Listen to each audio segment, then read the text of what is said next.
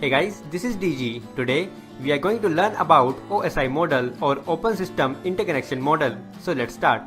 OSI model defines and is used to understand how data is transferred from one computer to another in a computer network. In the most basic form, two computers connected to each other with LAN cable and connectors sharing data with the help of network interface cards forms a network. But if one computer is based on Microsoft Windows and the other one has Mac OS installed, then how these two computers are going to communicate with each other? In order to accomplish successful communication between computers or networks of different architectures, 7-layered OSI model or Open System Interconnection model was introduced by International Organization for Standardization in 1984, containing application layer, presentation layer, session layer, transport layer, network layer, data link layer and physical layer. Note that each layer is a package of protocols. If I say application layer, then it does not mean that it includes computer applications like Chrome, Firefox, etc. But it includes application layer protocols that are needed to make these applications work correctly in a network or internet. Let's start with the topmost layer, application layer. Application layer is used by network applications. Network application means computer applications that use internet like Google Chrome, Firefox, Outlook, Skype, etc. Web browser is a network application running in your PC. It does not reside in the application layer, but it uses application layer protocols HTTP or HTTPS to do web surfing. Not only web browser, but all network applications including Outlook, Skype, etc. all are dependent on application layer protocols to function. There are dozens of application layer protocols that enable various functions at this layer. All these protocols collectively form application layer. These protocols form the basis for various network services like file transfer, web surfing, emails, virtual terminals, etc. File transfer is done with the help of FTP protocol. Web surfing is done with the help of HTTP or HTTPS protocol. For emails, SMTP protocol is used, and for virtual terminals, Telnet is used. So, application layer provides services for network applications with the help of protocols to perform user activities. Next to application layer is presentation layer. Presentation layer receives data from application layer. This data is in the form of characters and numbers. Presentation layer converts these characters and numbers to machine understandable binary format. For example, conversion of ASCII to ABCD code. This function of presentation layer is called translation. Before data is transmitted, presentation layer reduces the number of bits that are used to represent the original data. This bit reduction process is called data compression, and it can be lossy or lossless. Data compression reduces the amount of space used to store the original file. As the size of file is reduced, it can be received at destination in a very less time. That is, data transmission can be done faster. Thus, data compression is very helpful in real-time video and audio streaming. To maintain the integrity of data, before transmission, data is encrypted. Encryption enhances the security of sensitive data. At sender side, data is encrypted, and at receiver side, data is decrypted. SSL protocol or Secure Sockets Layer protocol is used in presentation layer for encryption and decryption. So, presentation layer performs three basic functions: translation, compression, and encryption decryption. Now, session layer. Suppose you have planned for a party. You have hired a few helpers ensuring that each activity runs smoothly. Helpers will help you in setting up, assisting, cleaning, and then closing the party. Same is the case with session layer. Session layer helps in setting up and managing connections, enabling sending and receiving of data, followed by termination of connections or sessions. Like you hired some helpers for your party, session layer 2 has its own helpers called APIs or application programming interfaces. NetBIOS or Network Basic Input-Output System is an example of APIs which allows applications on different computers to communicate with each other. Just before a session or a connection is established with the server performs a function called authentication.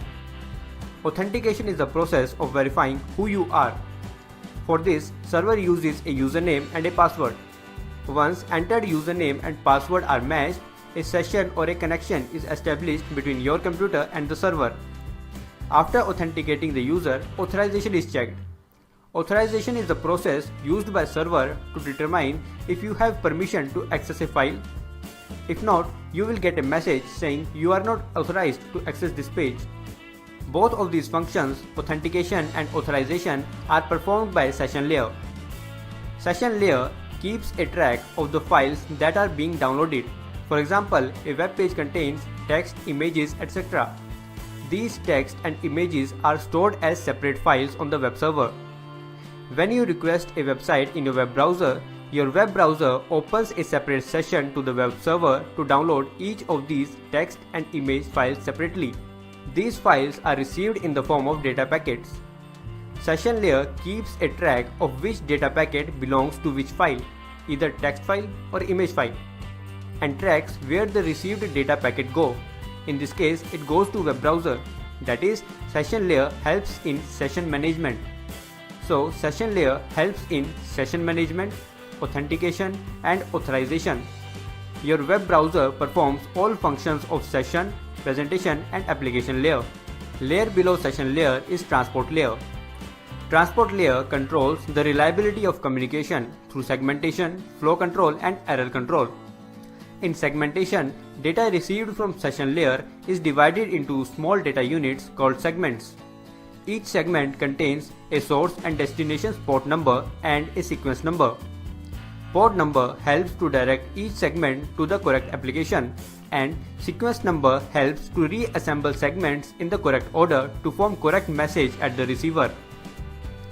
In flow control, transport layer controls the amount of data being transmitted. Consider our mobile is connected to a server. Suppose server can transmit data maximum at 100 Mbps and our mobile can process data maximum at 10 Mbps. Now we are downloading a file from the server, but server starts sending data at 50 Mbps, which is greater than the rate our mobile can process. So mobile phone with the help of transport layer can tell the server to slow down data transmission rate up to 10 Mbps so that no data gets lost. Similarly, if server is sending data at 5 Mbps, mobile phone tells the server to increase data transmission rate to 10 Mbps to maintain system performance. Transport layer also helps in error control. If some data does not arrive the destination, transport layer uses automatic repeat request schemes to retransmit the lost or corrupted data. A group of bits called checksum is added to each segment by the transport layer to find out received corrupted segment. Protocols of transport layer are Transmission Control Protocol or TCP and User Datagram Protocol or UDP. Transport layer performs two types of services: connection-oriented transmission and connectionless transmission. Connection-oriented transmission is done via TCP, while connectionless transmission is done via UDP. UDP is faster than TCP because it does not provide any feedback whether data was really delivered, whereas TCP provides a feedback. Therefore, lost data can be retransmitted in TCP.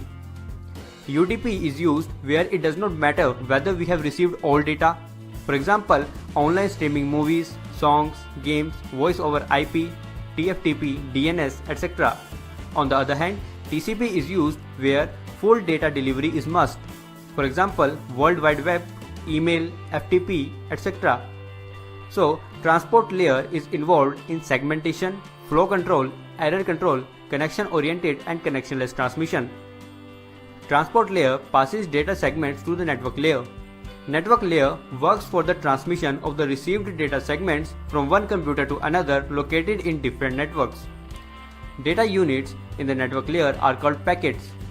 It is the layer where routers reside.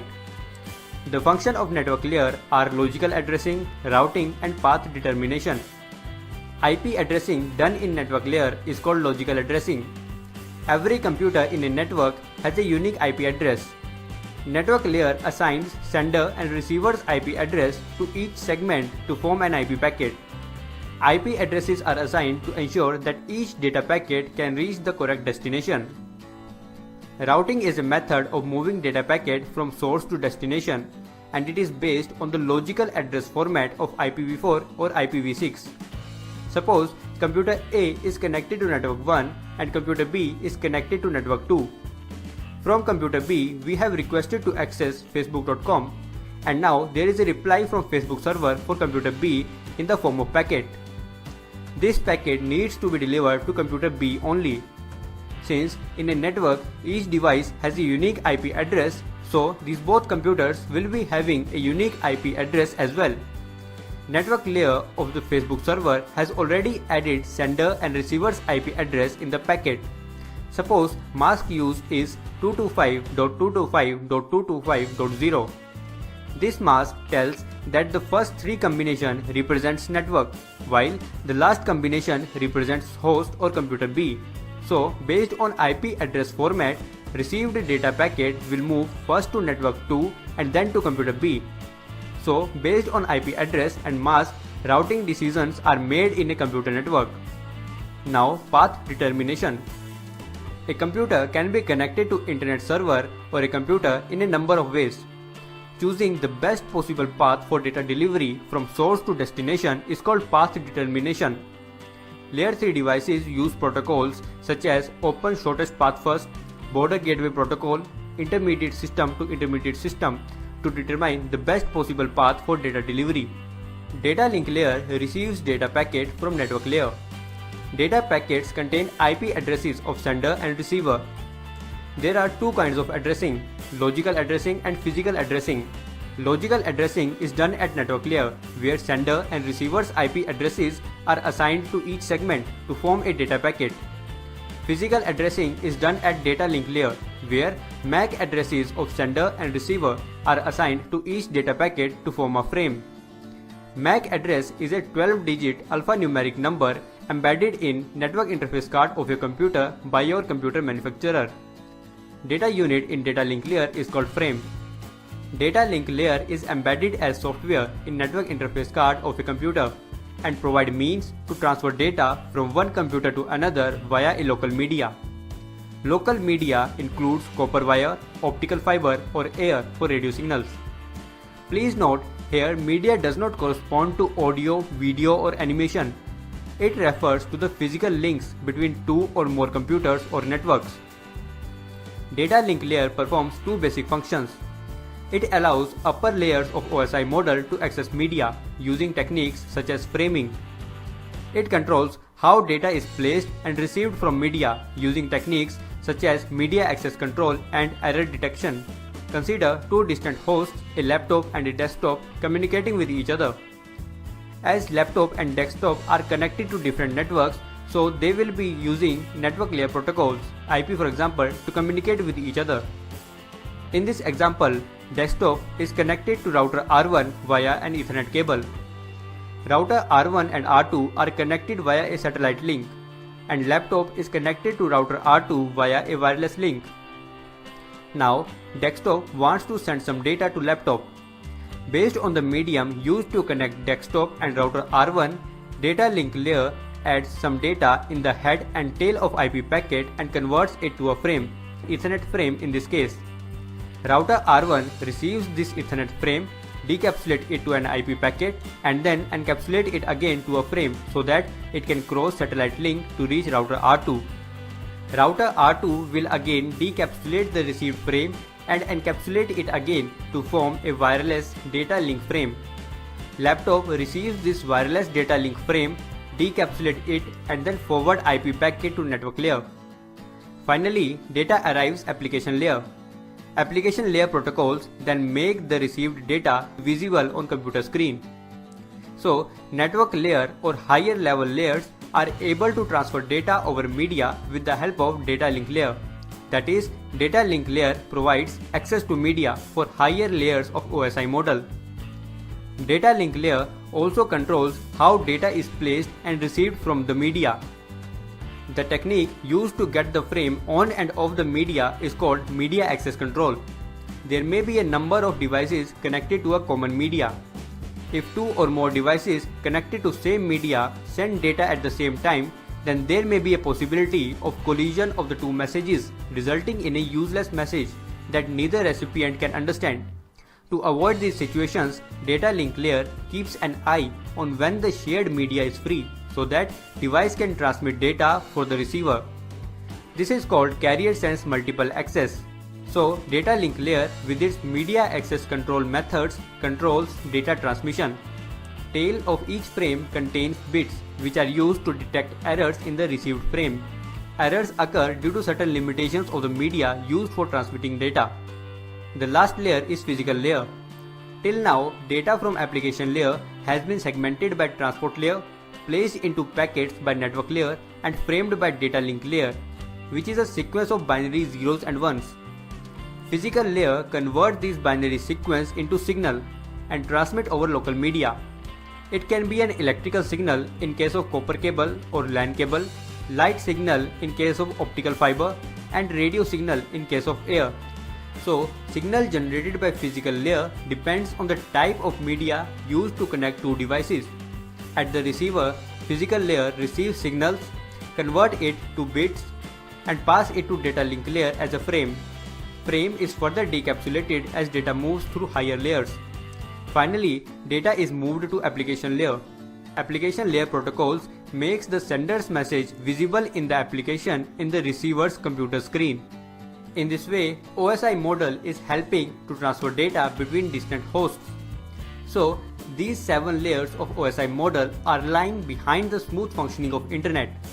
If you have learned something from this video, then please like this video. Share this video so that more people can learn. Subscribe to Tech Terms if you want to learn more and turn the notification icon on. Thanks for watching.